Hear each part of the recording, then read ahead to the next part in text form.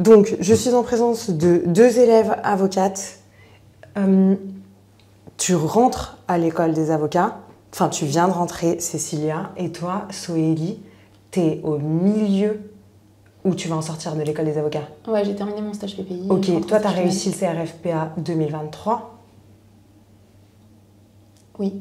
Oui, je m'en rappelle plus. Et toi, Cécilia, t'as réussi le CRFPA 2024. Oui. Tu l'as réussi du premier coup. Oui. Tu l'as réussi du deuxième coup. Super. Donc, vous êtes toutes les deux à l'école des avocats de Lyon, mais à un moment différent de la formation. L'école, c'est plus cool ou plus stressant que la fac? Largement plus cool. Enfin, pour moi. Ouais. Bah, si t'enlèves la période des partiels à la fac, je dirais que c'est pareil. Enfin, Ouais, mais donc oui. Donc, du coup, non. Oui, c'est plus cool, pas la peine de se faire une montagne. Moi, non, c'est pas une montagne. Hein. De l'école? Non. Non, mais tous les TD à rendre à la fac, moi j'ai trouvé que c'était une cadence horrible.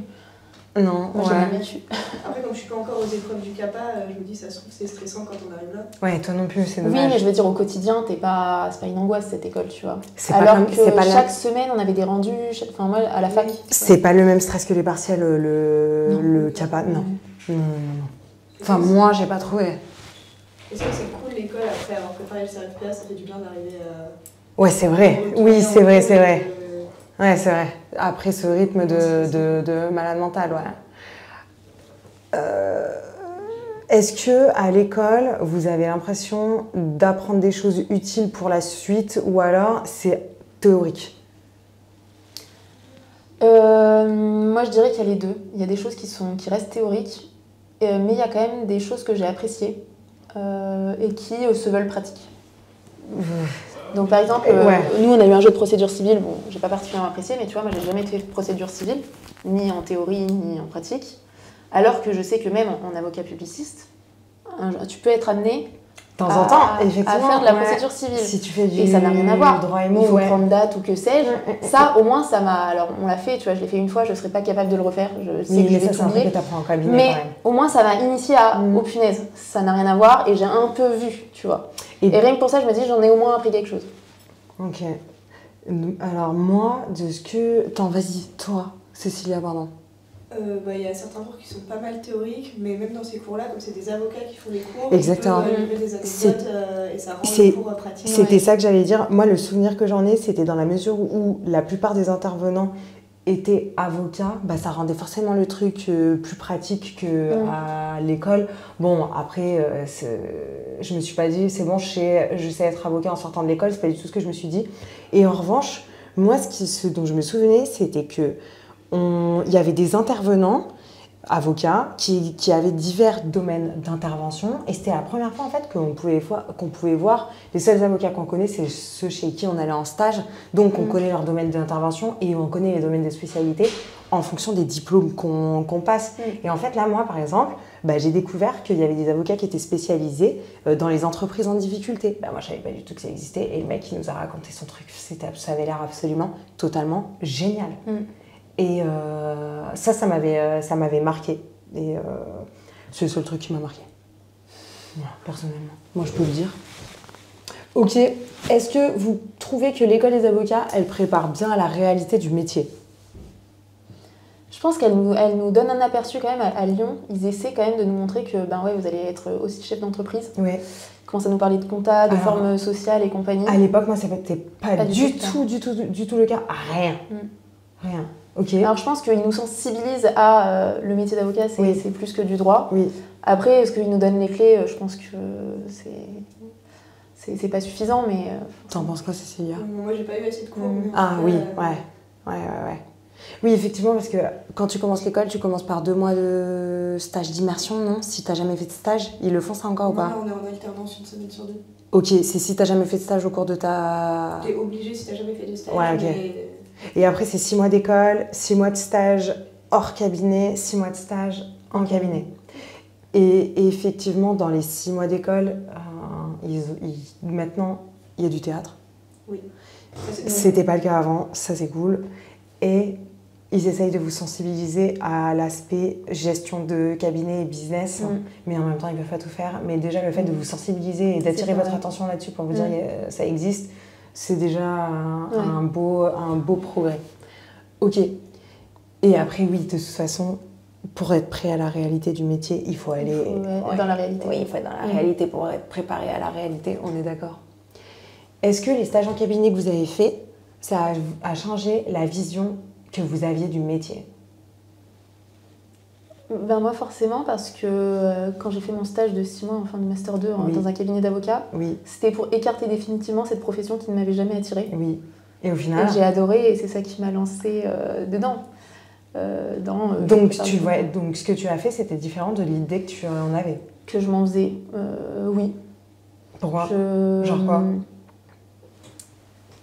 Ben, en fait, j'avais pas vraiment de représentation de ce que c'est le métier d'avocat en droit public. Je voyais un peu les pénalistes, ce que c'était.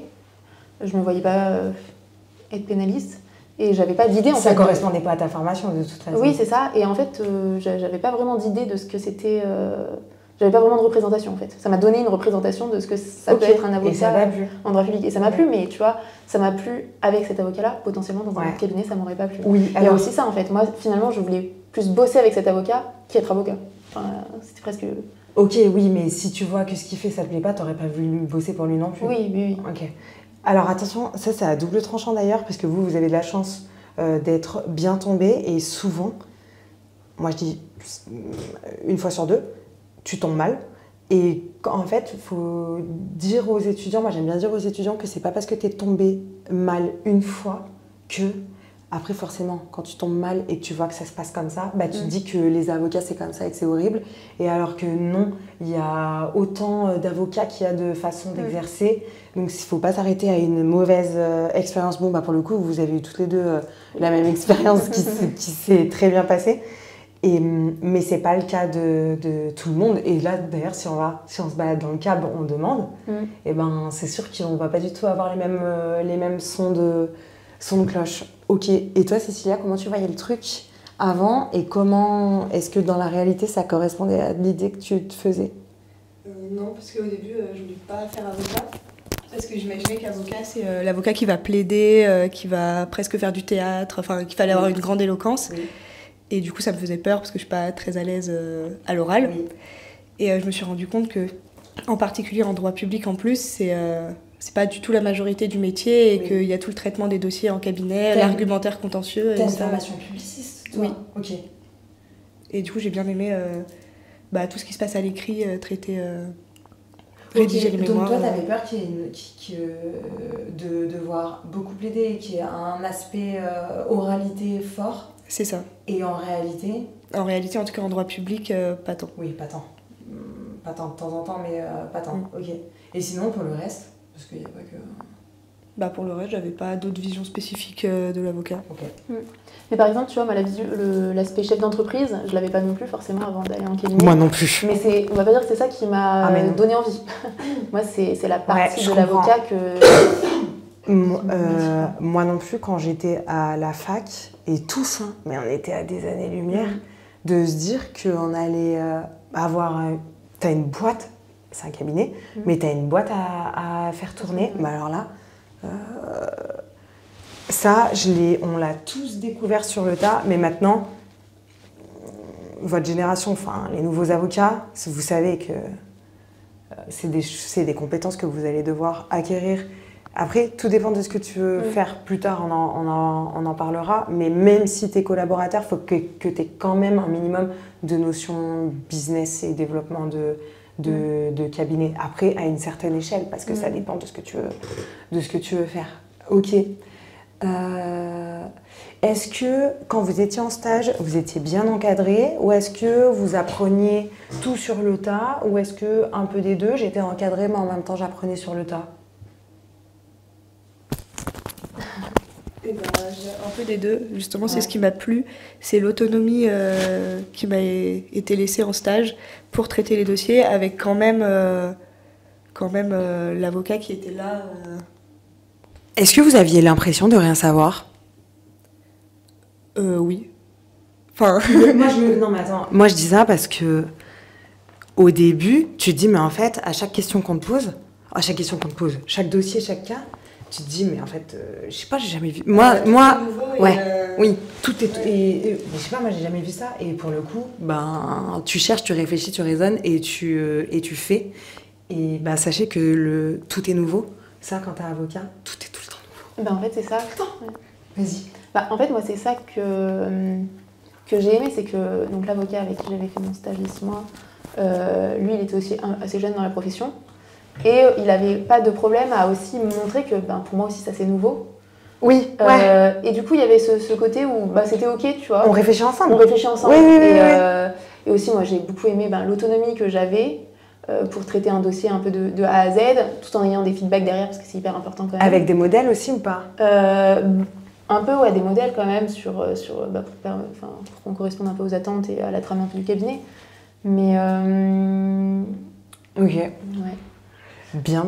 Mais après, tu vois, par exemple, moi, j'ai eu l'impression d'être plus encadrée premier stage que j'ai fait dans le cabinet qu'au deuxième, parce que dans le deuxième, comme le cabinet avait explosé, l'avocat, lui, il avait plusieurs juristes, il avait beaucoup moins de temps à m'accorder pour me former. Alors que la première année où j'ai pu faire 6 mois, par contre, c'était limite un binôme, tu vois. Oui, oui, plus le cabinet à taille humaine, forcément, plus c'est intéressant pour le... Je pense qu'on est capable d'être formé, ouais.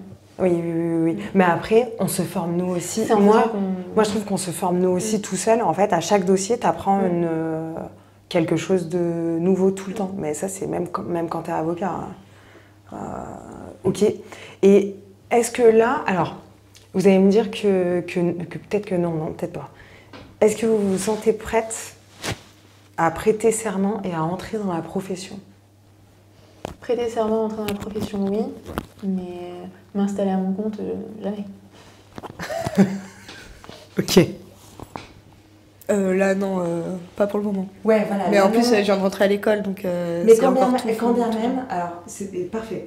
Est-ce que tu te vois avocat? C'est dur.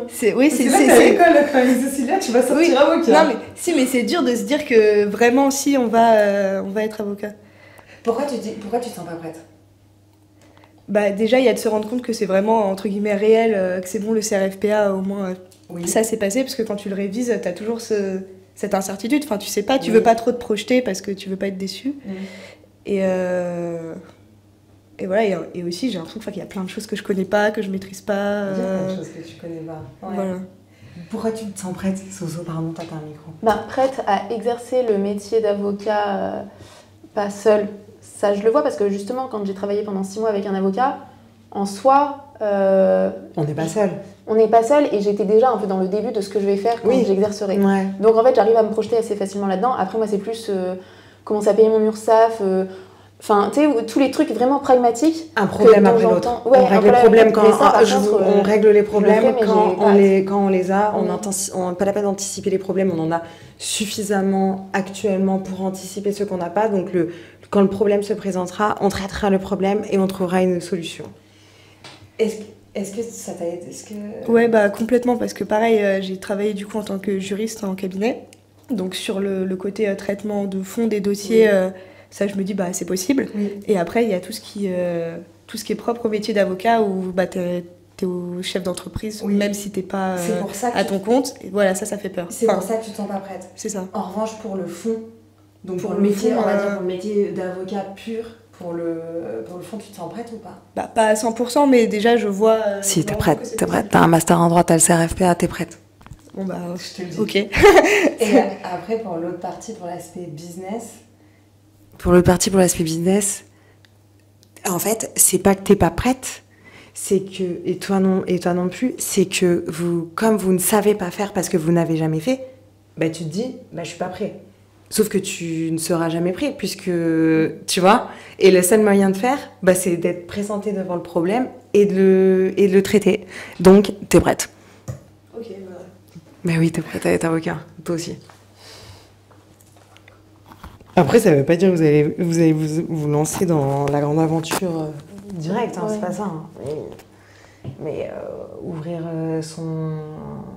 vous allez être sous le statut d'entrepreneur indépendant, enfin, je veux dire, c'est des formulaires à remplir, il n'y a rien d'extraordinaire. Ou alors un avocat salarié. Ou alors un avocat salarié, fais pas ça. Mais ouais. Quels sont vos projets après l'école ? Plutôt collaboration, installation ou autre? Alors attends, toi t'as déjà répondu assez franchement, donc on va commencer par Cécilia. Plutôt collaboration, parce que Ok. je me vois pas m'installer directement après l'école. Ok. Tu as une idée de combien de temps? Aucune idée, non, je sais pas le temps que... Ok. Et tu devrais t'installer à terme ou tu sais pas du tout? Je sais pas du tout, ça me semble vraiment très loin, un grand pas. Ok. Moi, quand j'étais à l'école des avocats, je savais déjà que je voulais m'installer le plus rapidement possible. Mais après, c'est mon caractère, quoi. Je suis beaucoup trop indépendante. Et toi, Massoso? Bah, moi, c'est Mais sûr. non, mais t'as des parents. Ah oui, moi, je me verrais pas m'installer, ça c'est sûr, la première année. Alors peut-être qu'après, je me sentirais, hein, au bout de 3 ans, mais j'ai du mal à me projeter là-dedans. T'as Et, dit que c'était quelque chose que tu détestais. Tout ce qui est. Moi, en fait, c'est tout sûr ce qui que est déjà, je ne l'aspect- veux pas travailler seule. Être avocat seul. T'as dit l'aspect gestion de Gestion de cabinet. cabinet, tout ça, c'est des trucs qui me donnent pas envie. Après, peut-être que ça va arriver, mais en tout cas, là, à l'instant T, vraiment, Pourquoi ça donne pas envie? Parce que déjà, c'est pareil, c'est une charge mentale et qui dépasse le droit. Moi, j'ai envie de gratter du papier, Ouais, d'accord. de faire du je droit. comprends. Ouais. Et tout l'aspect comment facturer, etc., toutes ces questions-là, je n'ai pas envie d'avoir à me les poser, tu vois. D'accord. Et il y a aussi ce côté, c'est vrai que m'installer seule, parce que toi, tu t'étais installée seule au début. Moi, je n'ai pas envie d'être seule. C'est-à-dire, c'est quoi pour toi être seule? Être seule, ne pas pouvoir... Parce que tu vois, là, par exemple, j'étais seule dans le bureau dans lequel j'étais. Au bout du couloir, il y a Aurélien Pi. On n'est pas seul. Oui, Tu mais vois tu es quand même seule face aux problèmes du cabinet. Oui. Tu Ouais, peux, si tu bah as une oui. question, etc. Oui et non, parce qu'on échange beaucoup. Oui. On échange toute la journée, on est tout le temps ensemble. Mm. Et le fait qu'on soit chef d'entreprise tous les deux et qu'on gère un cabinet d'avocats tous les deux, ben on a les mêmes problèmes, on a les mêmes problématiques, même si on a des domaines d'intervention différents. Mais je comprends ce que tu veux dire. Et moi, idéalement, ça aurait été peut-être le salariat même, tu vois. Mais il y a très très peu d'avocats salariés. Oui. Après, je dis ça maintenant, mais ça se trouve, j'aurais eu une frustration dans le salariat, tu vois. Ouais. Mais c'est vrai qu'en fait, finalement, que de moi-même, j'aurais été bien juriste dans un cabinet d'avocats, quoi. Mais pareil, ça recrute peu de juristes. Donc, mais voilà. Oh là là, c'est pas possible ça. Si. Ok, question suivante vous avez peut-être déjà un peu répondu. Qu'est-ce qui vous fait le plus peur en tant que future avocate? La responsabilité que tu peux avoir sur les dossiers Ouais. et qu'en face, tu as tes clients et qu'il faut pas faire d'erreur Oui. sur leur dossier, sur leur vie. Enfin, Ok. Soso. Moi aussi, peur de faire des erreurs. Et aussi, il y a quand même des avocats qui me disent, moi, vraiment, ce qui me pèse le plus dans ce métier, c'est la charge mentale. Et moi, c'est vraiment cette charge mentale. Oui. Et comme la pression, je le gère mal. Des délais des clients. Oui, ça c'est difficile. Ça, je trouve ça, je te rejoins, je trouve ça beaucoup plus lourd que la responsabilité parce que en soi, on a quand même un niveau. Mais ça, c'est parce que tu te sens pas prête. Mais on a quand même un niveau de droit qui fait que des conneries, on n'en fait pas non plus tous les 4 matins. la responsabilité de rater des délais. Enfin, Ouais, ça c'est pas pareil. Oui, ça c'est pas pareil. Oui, rater un délai. Après ça, tu t'organises, mais je suis d'accord, ça rejoint la charge mentale et résister à la pression. Et aussi, parce que vivre avec la pression. quand tu as des contraintes, parce que tu vois, on dit on est libre, on est indépendant, on est avocat, tu as quand même énormément de contraintes. En fait, finalement, qui te patronne, c'est tes clients. Et tu as la juridiction, te met des délais, et tu as des délais hyper courts en droit admin. Donc, t'es libre, non, tu t'es noyé quand même. Bon, après, t'es quand même plus libre que quand t'es salarié, mais oui, t'es libre et t'es pas libre. Ouais, je suis d'accord. Après, t'es libre de gérer ton cabinet comme tu l'entends, de choisir les clients que tu veux, de bosser dans les domaines d'intervention que tu veux, de bosser de la manière que tu veux, de bosser dans le barreau que tu veux. Même si une fois que t'as choisi un barreau et que tu n'as pas une activité nationale, t'es quand même coincé localement. Moi, c'est ce qui m'est arrivé et c'est une des raisons pour lesquelles je suis partie. C'est parce que je me trouvais coincée localement et pas libre, mais ouais, je te rejoins. Après, nous, alors je sais pas si toi c'était un peu différent parce que tu faisais du droit privé, mais nous, ce qui est bien en droit public, c'est que par contre, on peut intervenir devant toutes les juridictions administratives. Je pouvais intervenir devant toutes les juridictions. T'avais pas ces histoires de postulants et que sais-je? Ah si, on avait des histoires de postulants et que c'est... Oui. Mais vous avez pas ça? Non. Ah, et c'est pratique, ça, donc vous pouvez communiquer directement avec toutes les juridictions de France et de Navarre sans avoir un postulant. Ok, ça c'est bien, mais toujours est-il que vous devez vous déplacer pour aller plaider le dossier. Oui. Donc ça te balade. Pas forcément. Il y en a qui viennent pas. Parce que justement, quand la procédure est très écrite, en fait, moi, il y a plein d'avocats sur certains contentieux qui se déplaçaient pas. C'est bien parce qu'il n'y a pas de surplus de coûts pour le client puisque vous pouvez agir devant n'importe quelle juridiction et agir de A à Z. Tandis que nous, c'est pas qu'on peut pas, mais c'est qu'en judiciaire, ça va avoir un surcoût pour le client. Et un bon surcoût, quoi. Oui, puis en fait, même, il faut gérer ça, il faut contacter un peu c'est plus de boulot. Mais la procédure civile, c'est plus compliqué, c'est plus technique que la procédure administrative. Et un postulant, c'est hyper important parce que lui, il va connaître les habitudes de telle juridiction, etc. etc. Oui. Je comprends. Alors, est-ce que vous êtes prête à vous lancer, si vous devriez vous lancer, ou est-ce que vous pensez qu'il vous manque encore quelques clés? Beaucoup, si oui, lesquelles? Parce que vous le vouliez ou non, vous allez être collaboratrice libérale, donc entrepreneur indépendant. Vous êtes prête là ou pas? C'est vrai que moi j'appréhende, tu vois, même quand tu commences, quand même tu es en collaboration, tu peux être commis d'office sur certains dossiers. Oui. Et pareil, des dossiers que potentiellement le domaine, bon ça reste du droit public, mais le droit public c'est vaste. Et tu peux tomber dans un dossier où vraiment, pareil. Moi, j'avais demandé à être retirée alors à Grenoble, on pouvait le faire. J'avais demandé à être retirée de la liste des commis d'office parce que la plupart du temps, t'es commis d'office pour des dossiers en droit pénal et je ne faisais absolument pas de droit pénal. Donc, pour cette raison, j'ai demandé à ne pas être commis d'office et à ce qu'on me retire de la liste. Comme ça, déjà, j'avais ça en moins. Ok. Ce qui me paraît logique, et d'ailleurs, il y a beaucoup de barreaux, des barreaux plus gros, dans lesquels tu choisis tes domaines d'intervention et on te commet dans tes domaines d'intervention. C'est totalement... c'est logique, quoi. Après, ça dépend de la taille du barreau. Ouais. Oui, ça dépend de la taille du barreau. Donc, moi, j'avais ça à Grenoble. Prête ou pas? Pas prête parce que je connais pas dans la pratique vraiment comment ça se passe. Enfin, vraiment tous les détails pratiques. Mais je me dis qu'après, quand tu deviens collab, tu peux demander conseil à tous ceux qui sont dans le même cabinet que toi. Donc, je suis assez d'accord. Puis moi, c'est ce que j'attends du stage final aussi. C'est que le stage final va me faire devenir un peu avocat. Ça sera une pré-collaboration. En tout cas, oui, c'est une pré-collaboration. Est-ce que ça va te faire devenir un peu avocat?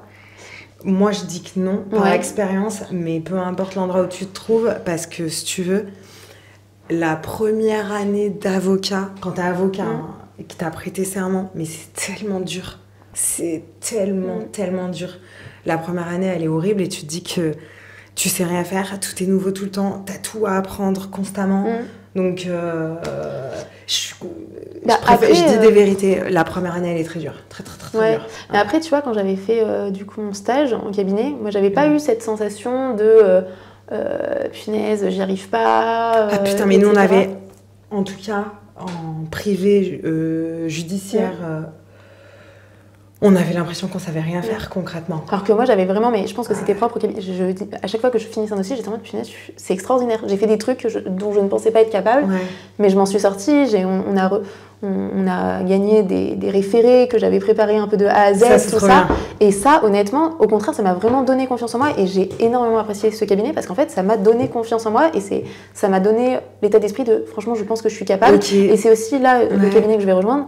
Moi, je leur ai demandé de me former. Ils ont tout intérêt à me former si je reste là-bas et à me rendre capable. Oui. Je suis d'accord avec toi. Je suis confiante, je serai capable. Alors, moi, je suis d'accord, j'ai ressenti la même chose dans ce cabinet. Mais en même temps, comme j'ai tout le temps des dossiers nouveaux, j'ai quand même, quand je traite le dossier nouveau, ce sentiment de oh là là, c'est complètement nouveau. C'est compliqué, quoi. Et au final, comment tu le traites? T'arrives à le traiter? J'arrive à le traiter et je croise les doigts pour pas trop mal l'avoir traité, toujours en ayant un doute.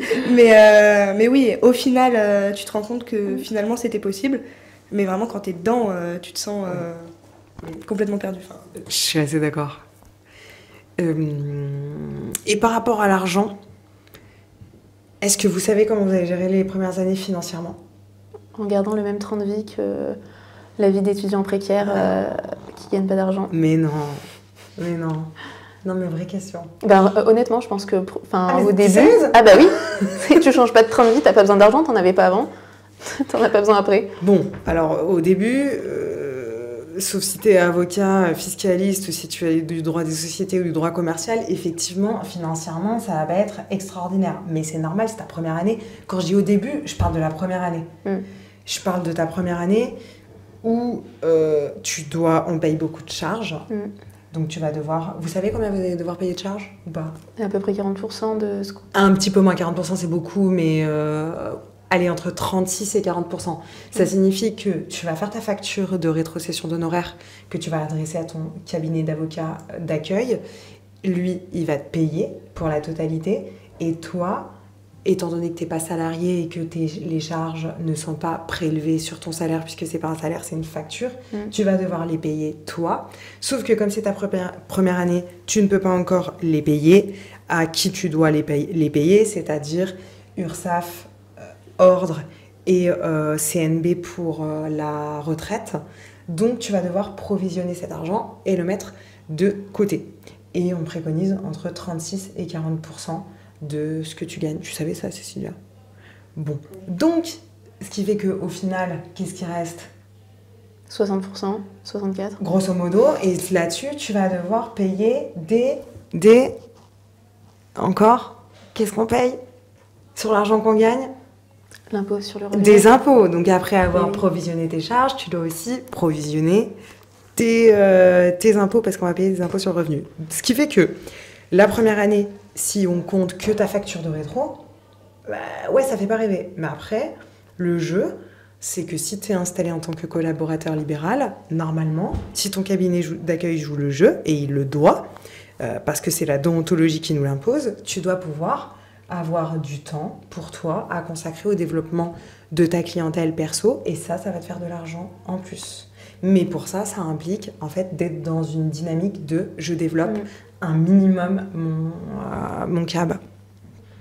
Mais au début, oui, la première année, on va pas gagner de thunes. Et ça, ce truc de clientèle perso, c'est une autre chose pour laquelle je me dis... je suis pas encore tout à fait prête à être avocate. Enfin, je vois pas comment. Enfin, oui, parce que t'as jamais fait, donc. Oui, parce qu'après ta clientèle perso, pour le coup, t'es toute seule à gérer le dossier. Oui. Et c'est ton nom, et c'est. Et déjà, faut aller la chercher. Il y a, trouver celle de la clientèle. T'aimerais en avoir quand tu commences ou pas forcément? Ou tu Si, moi, je pense que j'aimerais bien en avoir. Mais oui, comment trouver de la clientèle perso? Tu saurais pas comment t'y prendre. En fait, c'est beaucoup d'investissement pour en trouver. Et moi, je sais que j'ai pas cet état d'esprit de je mets l'argent déjà que je n'ai pas, donc tu vois, emprunter. Enfin, tu vois, j'aurais cette crainte de j'investis pour justement Google. Oui, mais toi, pour le coup, Soélie, t'as pas envie. Parce que toi, tu préfères le droit que l'aspect business, donc forcément. C'est pas quelque chose de ce que je comprends, de tout ce que tu me dis. Chercher des clients, tout ça, moi, ça me dérangerait pas d'avoir des clients perso, tu vois. C'est pas ta priorité. Ouais, mais ils vont pas te tomber du ciel. C'est exactement. Ouais. Et en fait, faire un site, etc. Alors après, il y a des gens qui me disent, moi, c'était pas mon truc. Et honnêtement, j'ai pris plaisir à faire mes cartes de visite, à me faire un site, à faire un en-tête et tout. Et potentiellement, ça pourrait me plaire. Oui. Là, j'ai peur. Mais peut-être qu'en fait... Mais après, faire un site, faire mes cartes de visite, faire mon logo, ça, c'est un jeu d'enfant. Il n'y a pas de stratégie derrière. Mais ça, c'est sûr, tu prends du plaisir parce qu'en fait, c'est ton identité. Et c'est ton identité, ça y est, c'est bon, je suis avocat, j'ai mes cartes de visite à moi, j'ai mon logo à moi, mais c'est que la partie, c'est rien du tout, quoi. Enfin, c'est pas ça qui te ramène les clients. Oui. Parce que les clients, ensuite, il faut qu'ils y aillent sur ton site internet, il faut qu'ils le voient, ton logo. Moi, c'est plus l'aspect stratégique que j'ai pas trop envie de... Mais après, il y a toutes les autres questions, même comment facturer, etc. Moi, c'est vraiment des questions que j'ai un peu flemme de me poser. Enfin, je n'ai pas envie de me les poser et je sais qu'en plus, je ne serais pas bonne à ça. Mais qu'est-ce qui t'enthousiasme dans la... profession d'avocat? Moi, c'était vraiment le droit. Après, moi, le contact avec les clients, j'ai beaucoup aimé. Bah, tu te sens utile aussi, honnêtement. Je me sens on est utile. On se sent utile, on est utile. J'ai aimé faire les stratégies. Moi, j'ai aimé travailler avec un avocat. Après,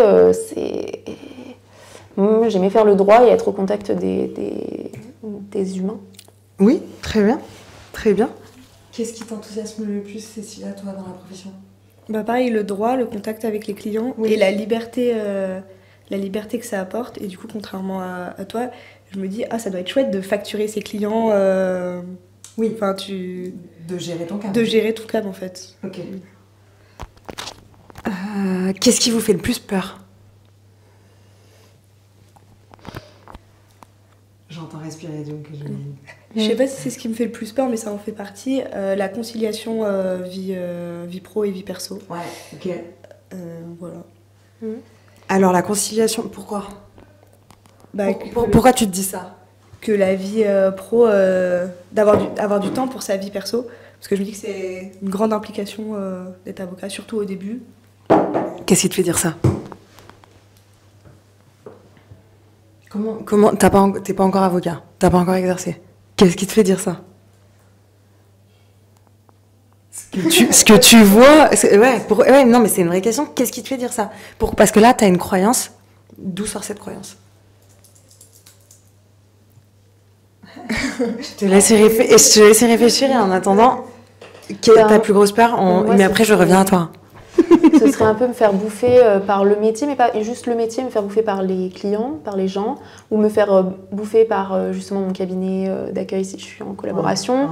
C'est ne pas réussir à mettre de limites, ne pas travailler trop pour gagner trop peu. Ça c'est pas productif, pas stratégique. C'est ça, justement ne pas réussir à facturer et la charge mentale que ça peut représenter. Mais moi c'est plus en fait avoir cette impression de me faire rouler dessus par le métier, d'être dans des conditions que je mérite pas. Donc de subir. De subir, ouais. Ok, et toi, c'est Soélie, peur de subir, Cécilia, peur de ne pas avoir de vie sociale, de peur de perdre son équilibre.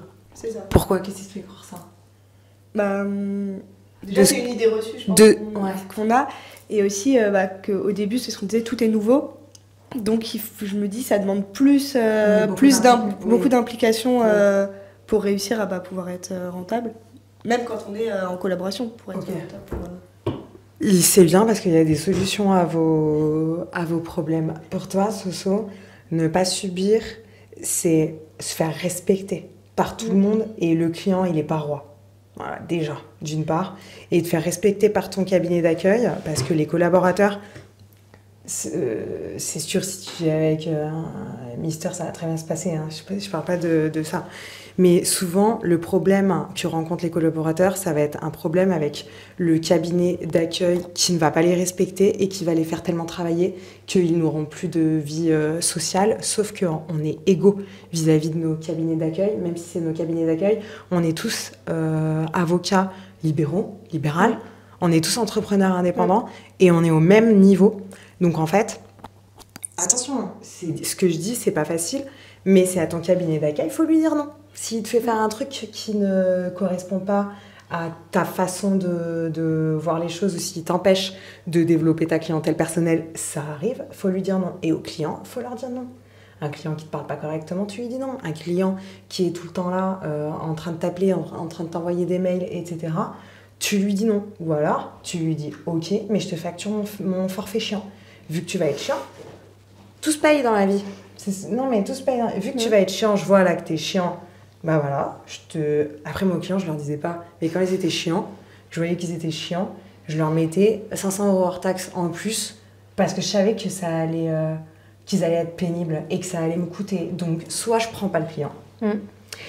Soit je prends le client parce que le dossier il est intéressant, mais je pose mes limites et moi j'accepte les choses avec de l'argent.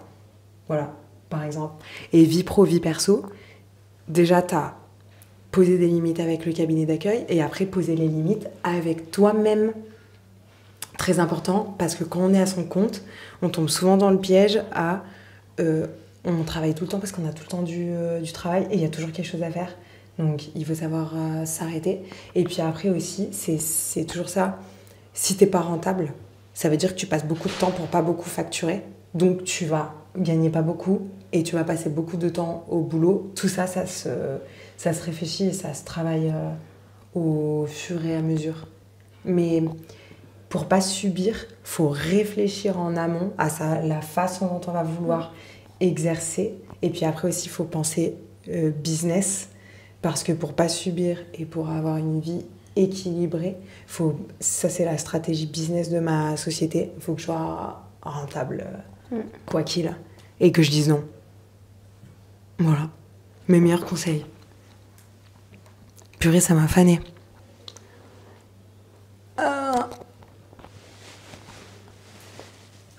Ça, on l'a déjà dit, on a déjà répondu. Ah, est-ce que vous avez, justement par rapport à ça, à la charge de travail, est-ce que vous avez une idée de la façon de la gérer et comment éviter le burn-out? Pourquoi je dis ça? Pourquoi je dis des mots qui font peur? Parce que il y a beaucoup d'avocats qui souffrent au travail. C'est une réalité. Mais pas tous. Moi, je kiffais trop, je travaillais pas, c'était trop bien. Je kiffais trop, je travaillais pas, c'était trop bien. Je pense que forcément, il y a de l'organisation et... Orga. Ses limites, justement, un peu, c'est tout ce qui me fait peur que je ne sois pas capable de faire. Mais, et moi, ne pas travailler seule, en fait, aussi. C'est vrai qu'en fait, moi, ce que j'aime bien dans les structures où on est plusieurs à travailler, c'est que quand quelqu'un prend un congé, on sait que l'autre sera capable de faire les actes, de suivre en fait, les dossiers, nos propres dossiers aussi. Tu vois ce que je veux dire ? Ça t'apprend pas à gérer la charge de travail, ça n'a rien à voir avec la charge de non, travail. Non, mais je pense que ça si. c'est pour éviter le burn-out, il faut aussi pouvoir prendre du temps être off tranquille. Et être tranquille de se dire il y a quelqu'un qui peut assurer derrière aussi. Ok. Et c'est pour ça que j'ai pas envie de travailler seule, tu vois, de pouvoir partager en fait cette charge mentale et même le cabinet en fait, l'entreprise, être plusieurs en fait, ne pas être seule en fait. Moi je comprends. Moi je me vois comme ça. Moi je dirais connaître son propre rythme et arriver à l'appliquer. Parce que j'ai vu pendant les révisions du CRFPA, t'as certaines personnes qui partagent leur planning. Et moi, ça me faisait peur et je me disais, oulala, mais je travaille pas du tout assez comparé à ces gens-là. Et je pense que je travaille différemment et que mon rythme, c'était pas le leur. Et donc, faut pas se trouver engrangé dans un rythme qui est pas le tien parce que ça va t'épuiser. Oui. Ok. Est-ce que vous avez peur du manque de stabilité financière au début de votre carrière ? Bah oui, c'est pour ça que j'aimerais être salariée. Pourquoi ? Mais parce que moi, j'aime bien savoir où je vais, ce que j'aurai ce mois-ci, le mois d'après, pouvoir me... Même, tu vois, si tu veux, justement, dans ta vie perso, je sais pas, acheter de l'immobilier et tout... quand t'es salarié, t'as un peu plus... Quand t'es collab libéral, ta rétro, c'est la même d'un mois sur l'autre. Mais elle est toute pourrie, donc autant aller bosser au département. Elle est toute pourrie, mais après, ça se négocie, tout se négocie dans la vie. Ça se négocie, mais c'est aussi, je sais, ce sera les choses que j'aurai à travailler. Justement. En fait, ça se négocie dans quel sens ? Dans le sens où si tu ne veux pas développer ta clientèle personnelle, ce qui va arranger absolument tous les cabinets d'accueil, parce qu'on ne veut pas que vous partiez, on veut vous former, que vous restiez. Mais comme tu dis, ça se paye. Bien sûr, ça se paye. Bah oui, ça se paye. Et il y en a qui se font pas payer pour ça et qui se rendent corvéables à merci et sans contrepartie. Et après, ils disent c'est trop dur d'être avocat. Bah non. Moi, je suis corvéable à merci, mais avec contrepartie. Non, voilà, ça oui, tout se paye. Comment tu le vois, toi, Cécilia ? Je trouve que la collab, c'est bien parce que justement, ça te met une rétro minimale. Donc, tu sais que tu as un minimum. Donc, ça apporte un minimum de stabilité. Et ça te permet d'avoir plus si tu arrives à développer ton côté. Donc, ça te permet d'essayer de développer tout en étant assuré d'un minimum. Donc, toi, le financier, pour le moment, ça te stresse pas ? Pas plus que ça. Ok. Non, mais c'est bien d'avoir deux amis. Ce sera toujours mieux que maintenant, tu vois. On sera toujours plus stable collaborateurs que depuis quelques petites années. Vous vous attendez à bosser combien d'heures par semaine en début de carrière ? Est-ce que vous avez une idée ? Je sais pas, moi, entre 45 et... Alors déjà, 45, c'est beaucoup trop si tu n'as pas l'intention de développer ta clientèle personnelle. Pourquoi ? Parce que quand tu travailles pour un cabinet d'accueil, grosso modo, la règle, c'est on se fixe sur la durée légale du travail qui est de... 35 heures. 35 heures semaine. Personne ne travaille 35 heures. Mais quand tu travailles pour quelqu'un, il ne peut pas t'imposer de travailler plus de 35 heures pour lui, normalement. Donc, il y a des cabinets d'avocats qui vont faire en sorte de... on va dire de jouer le jeu et te donner des horaires qui font que tu as 35 heures semaine et sur le reste de ton temps, tu développes ta clientèle personnelle. Et il y a des cabinets d'avocats encore mieux, encore plus sympas, où ça existe, qui te laissent une journée dans la semaine pour que tu puisses développer ta clientèle personnelle, pour ne pas avoir à la développer la nuit ou les week-ends. C'est possible, ça arrive. Du coup, toi, tu t'attends à travailler 45 heures semaine pour quelqu'un ? Vraie question, hein ? Ouais, mais même plus. Pourquoi ? Mais comme tu dis, ça se paye. Parce que je pense que j'ai une bonne capacité de travail et que... Mais pourquoi ? J'ai toujours beaucoup travaillé, donc j'ai jamais travaillé 35 heures dans mes semaines. Donc, même quand j'étais dans la fonction publique, j'ai jamais travaillé 35 heures. Ça me dépasse. Et même dans la fonction publique, on avait des contrats de 38 heures. Moi, j'ai toujours fait un peu plus, tu vois, mais moi, j'aime beaucoup travailler. Donc, moi, ma passion, c'est m'organiser pour travailler le moins possible et gagner le plus possible. Moi, j'aime beaucoup travailler. Mais voilà, ça se paye aussi. j'aimerais bien. Combien d'heures, Cécilia? Bah, autour de 40-45, mais j'aimerais bien, moi, moins. Effectivement, pour travailler le plus efficacement possible et... C'est clair que si tu fais 40-45 heures pour le cabinet d'accueil, c'est mort, tu développeras jamais en comptant tout. Alors, en début de carrière, c'est sûr que tu vas pas faire des semaines de 35 heures si tu veux développer ta clientèle personnelle. Ça va venir avec le temps. Ça va être dégressif, mais au début, ça va être des grosses... semaine, surtout si tu veux développer ta clientèle personnelle, bah, tu vas devoir penser à, mine de rien, un logo, un site, rédiger, les réseaux sociaux, etc. Tout ça, ça prend énormément de temps au début, mais après, c'est stimulant intellectuellement, c'est pas ce qui fatigue le plus. Mais oui, 40-45 heures pour commencer, ça va être le minimum, mais ça va vite baisser. T'inquiète. Si vous pouviez demander un conseil à une avocate qui a exercé plusieurs années, ça serait quoi? Putain, mais ça, c'est une question pour moi, ça. Moi, ce serait justement comment s'organiser, comment facturer aux clients, etc. Parce que ça, c'est quelque chose un peu opaque quand bien même on travaille dans un cabinet d'avocat. Non, mais Soso, tu m'as dit que tu voulais pas te poser cette question, que tu voulais rien facturer à personne. Oui, mais je sais que je me la poserai. Donc tu veux ou pas? Je sais que je me la poserai. Et tu vois, justement, il y a de plus en plus d'avocats, d'anciens avocats qui peuvent... conseiller et même qui organisent des prestations de conseil, on va dire, pour permettre de s'organiser et de bien facturer, de bien organiser son temps, etc. Donc, c'est quoi, donc moi, du coup, c'est quoi ta question? Moi, en fait, mon idée, c'est que si un jour je développe, si je pense que je prendrai quelqu'un qui me fera ma stratégie et que je la suivrai. Je n'ai pas envie d'avoir à réfléchir à ça, je pense que je suis mauvaise à ça.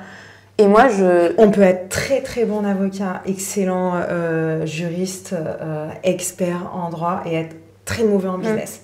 Et après, c'est pas grave. Donc moi, mon business plan, c'est quelqu'un d'autre qui me le fera, je le suivrai et ça, voilà. Et il y a des choses que tu peux apprendre et il y a des choses que tu ne pourras jamais apprendre parce que toi, t'as pas envie.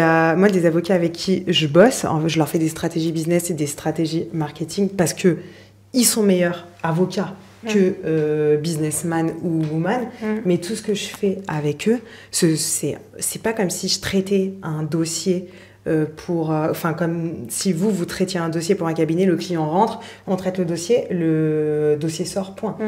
Tout ce que je fais avec eux, ça va être des compétences nouvelles qu'ils vont apprendre et après à voir s'ils ont envie de continuer seuls grâce à tous les conseils que je leur ai donnés ou si alors ils veulent pas en entendre parler, c'est moi qui fais. Il y a deux possibilités, mais ouais. Quelqu'un qui m'apprendra à déléguer, je pense. Mais je pense que oui, les avocats, les plus anciens peuvent apprendre à comment déléguer, comment facturer, et parce que... Oula, ça dépend qui. Oui, mais tu vois, même en discutant avec des avocats, ils diront, au début, je sais pas, moi je prenais tous mes rendez-vous, après j'ai pris un secrétariat ou j'ai pris une plateforme et tout. Oui. Ça, c'est des choses c'est des conseils que tu apprends des autres aussi. Et comment tu factures aussi, ça c'est... T'es obligé de poser la question aux autres. Ouais. Comment tu gérais ta comptabilité? C'est-à-dire est-ce que c'est toi qui faisais ta comptabilité ou... Oui, mais au début, en fait, la comptabilité, je pense que vous en faites une montagne. Et le fait que tu me poses la question, c'est que t'as peur. Mais alors que la comptabilité, c'est rien, quoi. Quand tu es collab libéral, quand tu commences, tu dois connaître tes encaissements et connaître tes dépenses. Donc, tu as un petit tableau à 2 entrées. Facture encaissée, facture encaissée, vous n'en avez pas encaissé 150, c'est votre rétro. Facture payée, qu'est-ce que vous avez à payer? Pas grand-chose, tu vois. Donc, au début, la compta, c'est ça. Quand tu es à ton compte entreprise indépendant, collaborateur libéral, et après, quand tu veux te développer et que tu es à la TVA, c'est...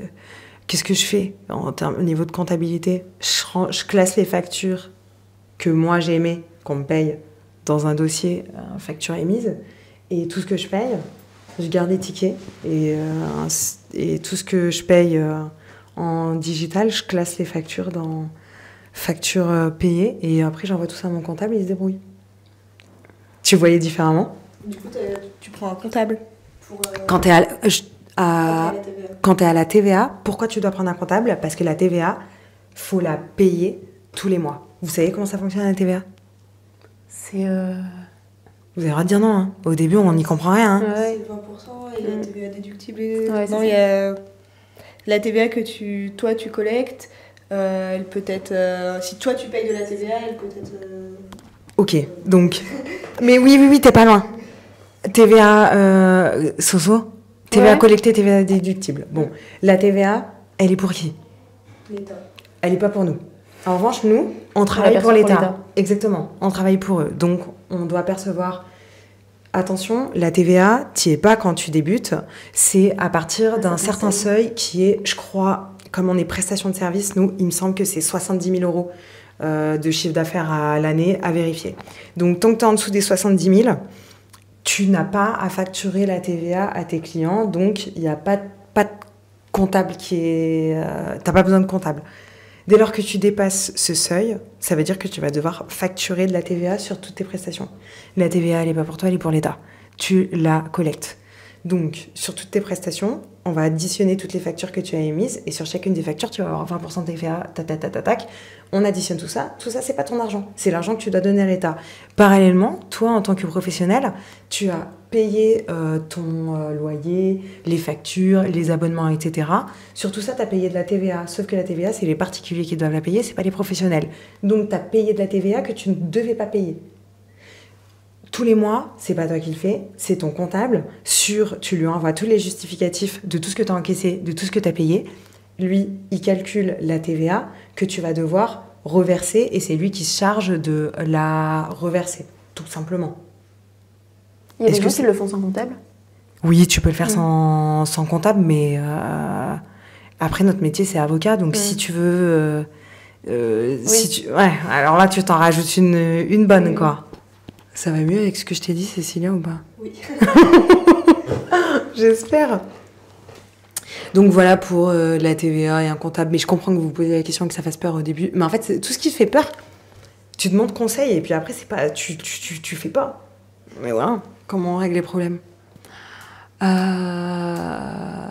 Ok, j'ai fini avec toutes les questions que je voulais vous poser. Là, c'est les questions que vous pouvez me poser à moi et après, on arrête. Soso, par pitié, je peux boire dans ton verre d'eau? J'en ai plus. Ah, super. Attends, je les avais noté les petites questions qu'on peut te poser. Tu veux que je grossisse? Je suis myope. Et après, on arrête, j'en peux plus. Alors, les questions qu'on peut te poser. Ouais, quand même. Il n'y a que moi qui suis myope. Et puis après, vous pouvez me poser les questions que vous voulez. Hein. Ah oui, ça j'aime bien elle. Vas-y. Aïe. Quand tu t'es installée, quelles sont les erreurs que tu as faites et qui vraiment auraient pu te mettre dans la merde et que tu aurais aimé être informée, aiguillée dessus? Eh ben, ça rejoint exactement l'inverse de ce que tu disais tout à l'heure parce que tu disais tu as peur d'être seule, donc mais en fait je suis pas seule, je peux toujours aller demander conseil à d'autres confrères, etc. Et ben moi c'est ce que je croyais. Alors c'est pas que les confrères ne veulent pas te donner de conseils, c'est que maintenant je peux le dire que je ne suis plus avocat. Tout le monde n'a pas le même niveau, donc on peut te donner des conseils de merde. Sauf que toi t'es bébé avocat. Et tu te dis que le grand avocat, il sait forcément mieux que toi. Donc, il y a des choses pour lesquelles j'ai pas suivi mon instinct, alors même que j'ai réfléchi à ce qu'on m'avait dit et que j'ai fait des recherches. Et après, je me dis, non mais attends, Léa, toi tu connais pas mieux que cette personne qui a plus d'années de bar que toi. Donc tu vas faire comme on t'a dit de faire. Grave erreur. Alors faire très attention au syndrome de l'imposteur quand on est jeune avocat. En tout cas moi c'était ce qui m'était arrivé. Je me disais que les anciens avaient plus raison que moi. Ben non, personne n'a plus raison que les autres. Donc il faut bien se renseigner auprès de qui tu vas demander des conseils d'abord. Il faut demander un conseil à un ponte, voilà. Ou à quelqu'un qui par exemple, moi, tu peux me demander des conseils business marketing et tu vas pas me demander des conseils en droit administratif. Je te dis n'importe quoi. Ça, faut faire gaffe à ça. Ou il y a des avocats qui vont être meilleurs en droit, mais moins bons en développement de cabinet. Bon, un collaborateur libéral qui est collaborateur libéral depuis 7 ans, tu vas pas lui poser des questions sur comment développer son cabinet. Tu vois, faut réfléchir à tout ça. Et aussi, c'est parce qu'on est jeune avocat qu'on peut pas réfléchir par nous-mêmes et qu'on peut pas raisonner et qu'on est forcément d'accord avec un conseil que nous a donné un ancien. Et je parle de trucs en droit, hein. Je parle pas forcément de trucs développement de de cabinet, on m'a dit pas mal de conneries. Et donc, j'ai fait pas mal de conneries, ouais, à cause des trucs qu'on m'a dit, parce que tous les avocats n'ont pas le même niveau. Ok. Voilà. Donc, faire attention à ça.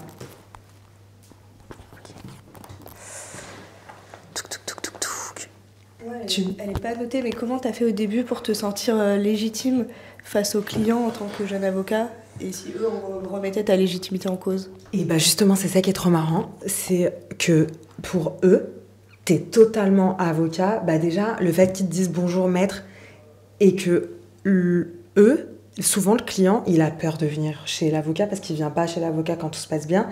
En général, tu viens chez un avocat quand tu as des problèmes. Mais pour eux, dès lors qu'on est avocat, même si on est jeune, bah dans leur tête, on est...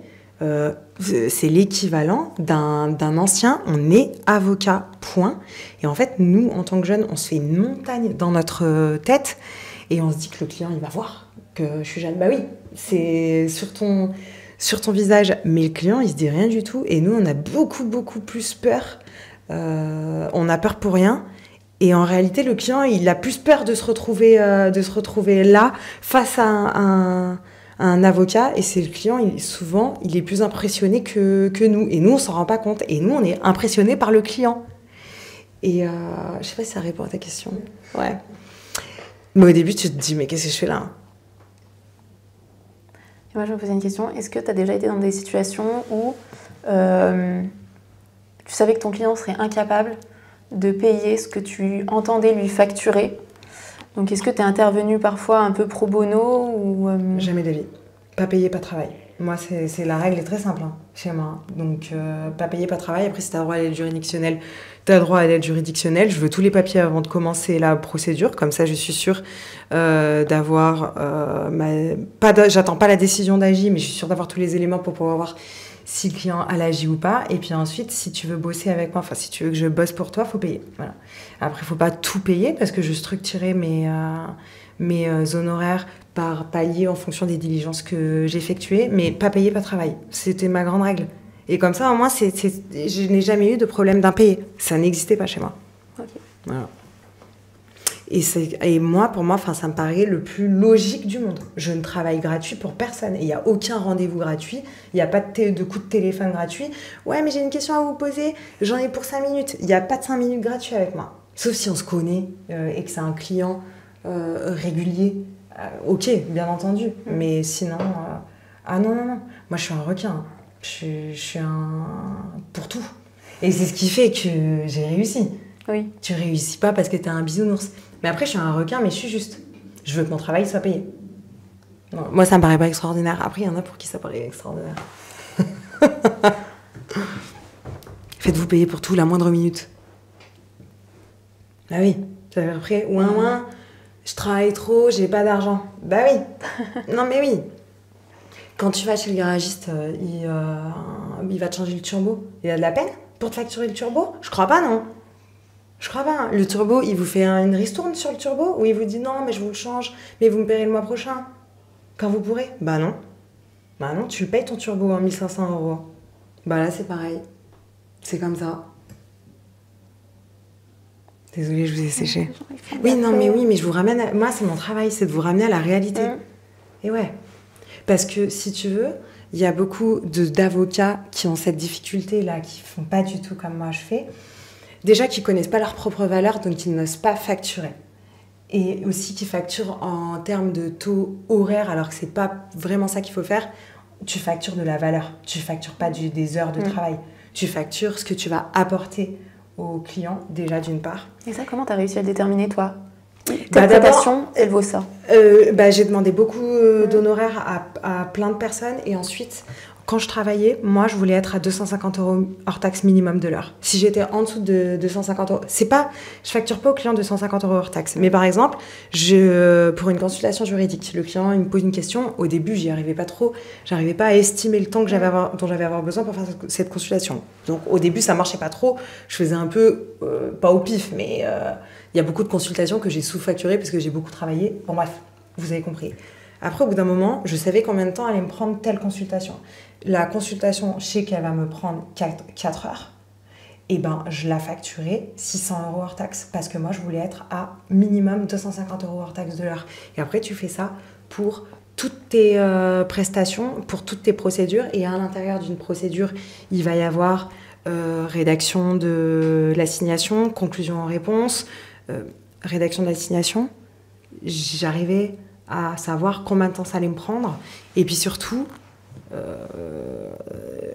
par exemple, faut pas trop varier ces domaines, parce que moins tu varies les domaines, plus tes assignations sont prêtes, moins tu as à les modifier, plus tu gagnes du temps, et donc plus tu es bon en taux horaire. Donc voilà comment je faisais. Donc quand je faisais une assignation, j'avais une idée de combien de temps ça allait me prendre, et j'étais toujours à plus de 250 € de l'heure. C'était mon minimum du minimum. Par exemple, quand je faisais un divorce amiable, j'ai été à 500 € de l'heure. Voilà. Ça dépend de... Tu peux pas être à 500 € de l'heure pour tout. C'est bien d'avoir quelques domaines à 500 € de l'heure, mais le plafond, pour moi, c'est 250, c'est le minimum.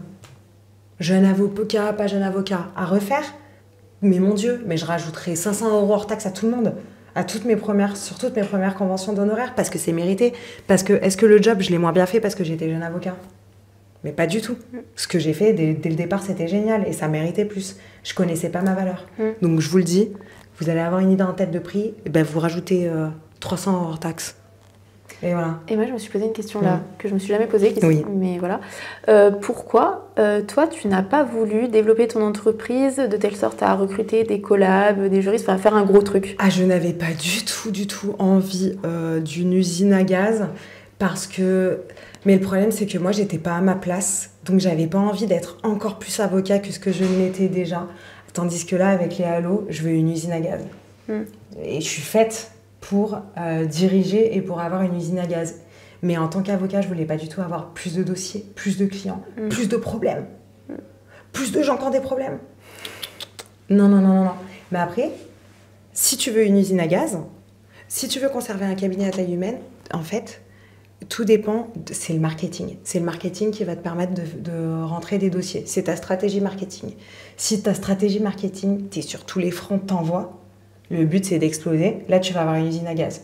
Si tu veux pas une usine à gaz et que tu veux quelque chose à taille humaine, tu vas moins envoyer sur le marketing pour pouvoir en fait gérer ton flux en 32 dossiers. Et puis ça, c'est les goûts et les couleurs, tu vois. Donc voilà pourquoi j'ai jamais voulu. Mais les Halo, c'est l'usine à gaz. Hein. Et je me demandais du coup aussi comment tu as choisi ta clientèle, parce que nous par exemple, on peut être un peu du côté des particuliers ou du côté de l'administration, bon, même si c'est pas aussi hermétique. Et toi, tu avais bossé un peu pour les particuliers du côté assurance. Oui, non, côté assuré moi. En droit des assurances, uniquement côté assuré. Côté particulier. Parce que c'est mes valeurs. Parce que il était hors de question. Jamais, moi, Léa Mendoza, j'aurais défendu une banque ou une assurance. Jamais j'aurais défendu un gros poisson. Moi, je défendais les petits poissons. Ouais. Ça, c'était vraiment un choix. C'est un choix personnel, et c'est un choix c'était les valeurs de ma société. Après, attention, hein, je dis pas que c'est pas bien que c'est mal de défendre les gros poissons, pas du tout. Mais moi, je voulais rester, fallait que je sois alignée et en phase avec mes valeurs. Donc, je défendais les assurés contre les assurances. C'était génial. C'était trop bien, je défonçais les assurances. Ça me manque un peu. Et bien, bientôt plus de batterie dans l'ordi, mais c'est pas grave, on s'en fout. T'as des questions ? T'en as d'autres ? Après, on arrête. Dernière question. Est-ce qu'il y a des choses, justement, qui te manquent, mais terriblement, dans le métier d'avocat, que tu ne retrouveras jamais ? Ah non, rien. Ah non. Ben, si. Mais là, je vais y arriver. Je travaillais 20 heures par semaine et je gagnais extrêmement bien ma vie. Et ça, c'était génial. Voilà. Je m'étais organisée pour, et je m'étais entourée pour. Donc c'est sûr, hein, j'avais un niveau de vie qui était vraiment très cool, et je travaillais pas beaucoup. Mais ça, faut que je retrouve ça avec autre chose que le métier d'avocat, avec les Halo. Mais avec les Halo, je travaillerai jamais 20 heures. C'est impossible. Ouais. Parce que j'ai trop de projets, j'ai trop d'ambition. Et il n'y a pas une dynamique intellectuelle qui peut te manquer, que tu sais, tu peux avoir le droit, j'en fais... non, parce que tout ce qui me stimulait intellectuellement, c'était le droit des contrats, le droit des obligations. Je faisais du droit des contrats spéciaux parce que je faisais du droit IMO, contentieux automobile, droit des assurances. Alors tout ça, on dirait que c'est des spécialités de dingue. C'est du droit des contrats spéciaux. Et tout ça, intellectuellement, j'adorais. Et je le fais dans ma prépa. en préparant mes élèves qui passent le CRFPA en droit des obligues. Oui. Et je fais du droit des obligues de haut niveau pour le coup, donc intellectuellement, c'est hyper stimulant. T'as l'impression de te challenger encore oui. à ce niveau-là? Ah oui, parce qu'en droit des obligues, le niveau, il est beaucoup plus élevé que ce qu'on fait dans la vraie vie. Ouais. Pas toujours. Tous les dossiers ne sont pas aussi compliqués que ce qu'on fait en droit des obligations. Évidemment, au CRFPA, évidemment, il y a des dossiers qui sont techniques. Mais tous les dossiers ne sont pas techniques à ce point-là. Et heureusement, parce que sinon, on ne bougerait jamais notre cul de notre chaise. Donc non, en droit des obligues pour le CRFPA, pour préparer mes étudiants intellectuellement, comme je me mets à la place de l'avocat et que je les amène à réfléchir comme des avocats, je retrouve réfléchir comme des avocats, se mettre à la place du client, se mettre à la place de la partie adverse, comprendre les craintes du client, être empathique avec le client, se poser les questions de si je bouge ça, en fait ça va avoir des conséquences sur ça, etc. Tout ça c'était mon métier, donc je le retrouve grâce à ma prépa. Ok. Ouais. Voilà. Une dernière question. Je sais plus. T'en as plus? Non. Ah, ça me va. Et si t'avais un seul conseil pour des jeunes avocats, enfin des futurs jeunes avocats. Un conseil. Un seul. Aïe. Putain, attends, c'est trop dur. Un conseil. Le premier qui me vient, c'est ne bradez pas votre valeur financière déjà d'une part, et aussi votre valeur, posez vos limites, faites-vous respecter. C'est le meilleur conseil que je puisse vous donner. Sinon, c'est pour ça que vous allez subir. Et vous devez connaître absolument votre valeur. Je facture bien, je me laisse pas faire. Voilà.